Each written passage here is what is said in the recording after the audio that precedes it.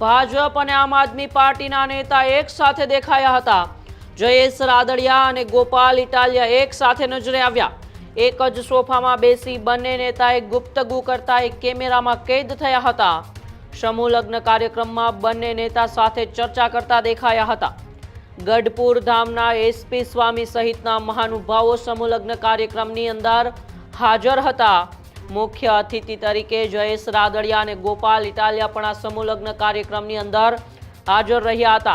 Stage પર જ જયેશ રાદડિયા અને ઇટાલિયા બંને હસતા હસતા વાતચીત શરૂ કરી હતી।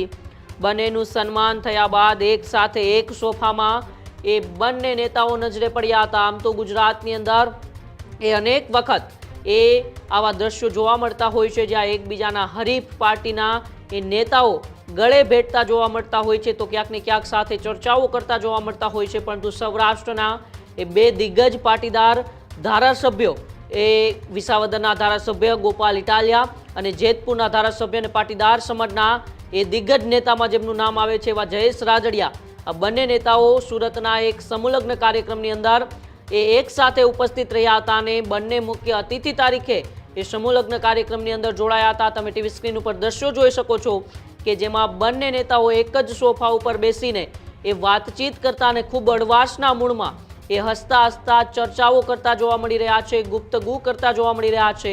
તો આ બીજા દ્રશ્યોમાં બંને નેતાઓ સોફા પર બેઠા બેઠા પોતાના સન્માન સ્વીકાર્યા બાદ ગુપ્તગુ કરતા જોવા મળ્યા છે। આ પહેલા પણ જ્યારે વિધાનસભાનું બજેટ સત્ર શરૂ થયું એના પહેલા દિવસે જે વિધાનસભાની અંદર પણ કંઈક આવા જ દ્રશ્યો સર્જાયા હતા, તેમાં પણ જયેશ રાદડિયા અને ગોપાલ ઇટાલિયા વિધાનસભાની અંદર જ ગુપ્તગુ કરતા કેમેરામાં કેદ થયા હતા અને ફરી એક વખત સમૂહ લગ્ન કાર્યક્રમની અંદર આ બંને નેતાઓ હાજર રહ્યા હતા અને તેમાં ગુપ્તગુ કરતા જોવા મળ્યા હતા।